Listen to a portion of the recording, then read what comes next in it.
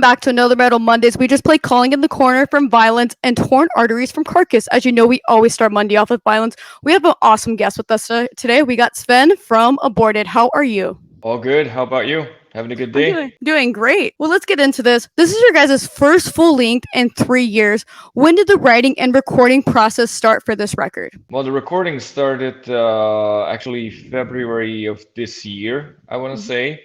We did pre-productions a little bit before, and the writing, I think I want to say it started in 2019, probably. And with you guys all living in different places, did this make the writing and recording process difficult? Not really. I mean, we've always, Ken's been in the band for more than 10 years now. Ian for probably seven or something. Stefano for five. So we've been used to working this way for a long time now. So that really didn't change anything for us. It was just business as usual.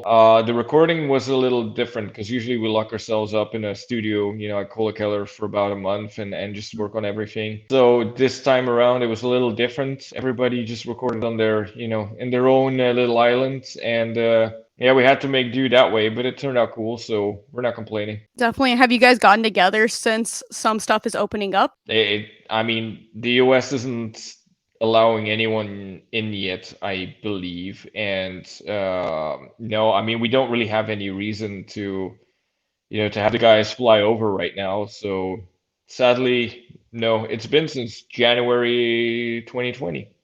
Dang, that's crazy. Was any of the songs leftover songs from your guys' last record No, TerrorVision? no. Everything is brand new, brand Ni- spanking new. Nice. And did any songs get left off that you guys wrote? Yeah. We wrote a bunch more, I think, and either they didn't get finished, either when we did the pre-productions with the vocals, we felt that they didn't fit the record necessarily, so we put them in the freezer. And what made you guys name this record Maniacal? Well, the whole concept, I guess.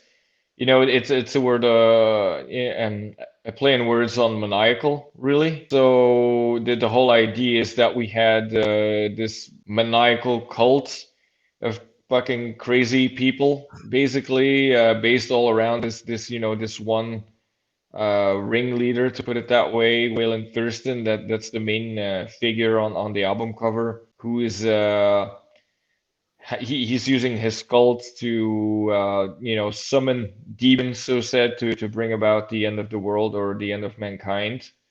But in all truth, it's just a metaphor for mental health issues and all the crazy shit that's been going on. And he's just batshit crazy. It's all voices in his head. Nice. And who came up with this concept?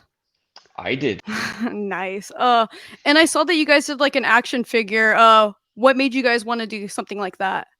Well, we always do crazy, limited editions and bundles and pre-orders for the fans since probably our third album, Gormageddon. We've done these crazy things, and we're always trying to one up when we go forward. And for this one, I got a friend of mine, the guy that actually recorded the vocals to the record. He makes custom He-Man figures. So he's like, why don't we have an aborted figure? So, when he came up with the idea, I was like, well, that's a fantastic idea. Let's do it. Nice. It came out really cool. It reminded me of the reaction figures that they have for Super Yeah, 7. Really cool. yeah, That's it's based on that stuff. Yeah. yeah, it definitely looks cool like that. What was the process picking the track order? Well, we just usually finish the entire album and then, we try to come up with a flow that works well. We already knew that obviously Verdad was going to be an intro and then Verbolgen was going to be in the midway point to kind of break things up. But everything else, we were just like trying to figure out, what works best. Initially, even Impetus Odi was going to be after the intro track, but we kind of wanted to start it a little different and not immediately going into the blast beats. And did Century Media give you guys full creative control of the whole record? Oh yeah, they always do. They don't get involved with that stuff. We do whatever we want. Nice, that's awesome. And what was the process get your vocals ready for this record? The process to get my vocals ready, I get really angry. I don't know. I don't know. I mean, I warm up. I just usually when we write the songs, I'll come up with the patterns first, and then I'll put words in them. I don't write lyrics first and then just try to force them in. It doesn't work for me. I don't think it makes it's the best for the vocals because when you're doing these kind of death metal vocals for me, I see it more as an instrument than actually singing because it's, let's be honest, it's not singing. Mhm. So to me, it's more important to get the right cadence and rhythm and sounds than it is, words. So I do that first, and then I fill in the words and I write the lyrics to the patterns. It just works a lot quicker, and I think it's a much better result for me. And that's how I come up with the parts, and then I just warm up, go to the studio, and just do it. Nice. Did you put a lot in like writing with the band? No, no, that's all Ken. Ken comes up with most of that. Ian comes up with some stuff too, and then the rest of us really get involved with, giving some direction or mainly getting involved with structures. I used to play drums, so sometimes I'll get involved, with the drums as well, like offering some ideas to maybe try some parts a little different to Ken, but it's mainly like it's 95% Ken, and then I take care of the, vocals and lyrics and all that shit. Nice. Well, let's get in some tunes. We're gonna play something from your guys' new record. We're gonna play "Drag Me to Hell" from Aborted here on Razor Radio. Oh, right, we're coming back from Maniacal from Aborted. Do you have a favorite song on this record? Oh, that's tough. I don't know. I wouldn't know what to say, honestly. It changes, Obviously, I've heard the record a couple times since we finished it. It's tough. I would say Impetus Maniacal, or Dementophobia are probably my favorites at the moment. Nice. And with you guys, like I said, releasing a new record in 3 years, what was your guys' fans like reaction? Did they love it? So far, so good. I mean, so far we've mainly gotten really good reactions. I haven't seen any hate really, so that's always good. No, we can't N- complain. Nice. And with you guys having special guests on this record, how did you guys go about picking each guest? Well, first of all, most of them are always friends of ours, so it's always, inviting your friends to do something together. I think it shows, a good sense of brotherhood within the scene, and it's always fun to do. So Joe from Fit for an Autopsy, we've known him when we did that tour with them in the States. It was his first tour of Fit for an Autopsy. Fantastic singer, great dude. So it's great to have him on the song. Mhm. Philip from Humanity's Last Breath, we played with them on a festival in Amsterdam. I was blown away by the band, super original stuff, really cool. So it was fun to get him involved. We met him a couple times. Ben apparently was a fan of the band for a long time. I've known him for a bit. Shadow of Intent, fantastic band, and he's one of those crazy, crazy new singers that do all these insane things with their voice that I can't do. So it's great having him on the record. And Rio was kind of thinking outside of the box and trying something different, getting in there, and he knocked it out of the park. So very happy he was on there too. Nice. And with you having these guests on there, did they have any like part in writing or any of it? No. Nice. So you guys have released 4 music videos, one being a live action music video. How did you guys record that during the pandemic? Well, the Impetus video, which is the one that only has me, is, well, due to the pandemic. Mhm. We filmed it in Poland, and Ken and Ian, being from the States, were not allowed into Europe, so we didn't really have a choice. So it was either me alone or me and Stefano, and Stefano, was like, it would be weird to have half the band, so let's maybe just have you in it, and that's kind of what we did. I flew out there. We recorded everything in a day, but it definitely sucked because I really wanted, the whole band to be there, but we were just, stuck with the situation and made the best out of it.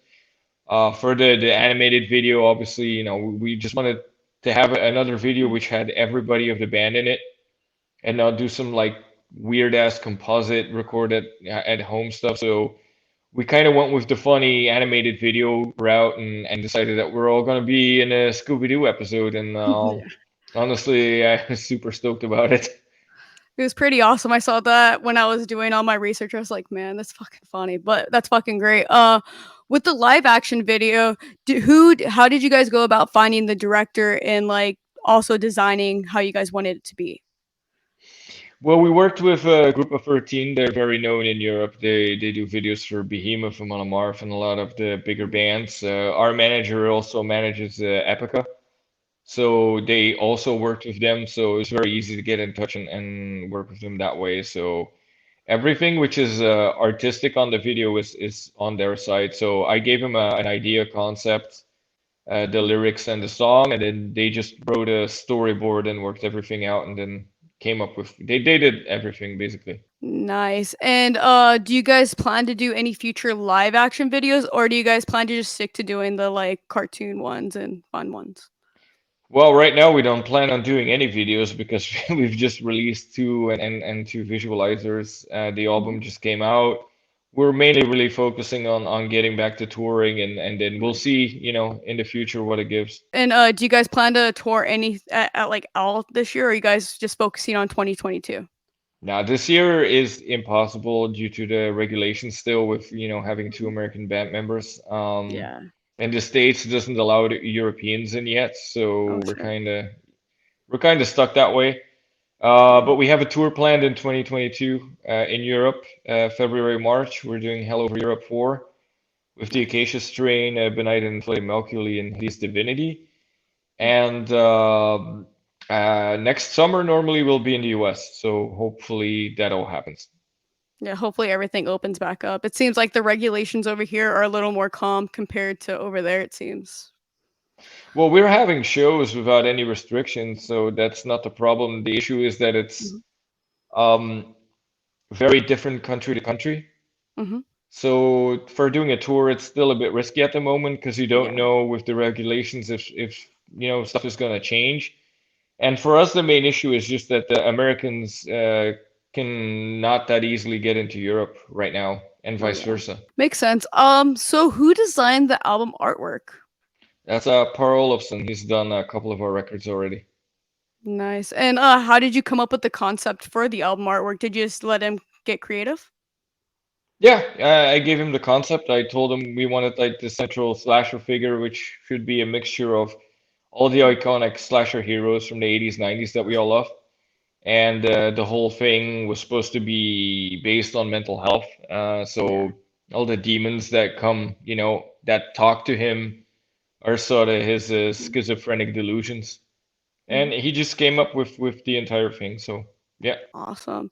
And where can everyone keep up with Aborted and buy the new Aborted record? Well, buy you can in the US it's indie merch. You can get on indie merch. Europe there's Evil Greed. You can also always get it from Nuclear Blast or Central Media or Mhm. most mail orders, I think. You can keep up with us on Facebook, Instagram, the whole yada yada. Just not on TikTok. I can't do that. Makes sense. Well, I'd like to thank you for being on the show. Thank you. Well, we're going to end the show with Pestilent Conception from Broken Glass Sanctuary. See you guys next Monday here on Razor Radio.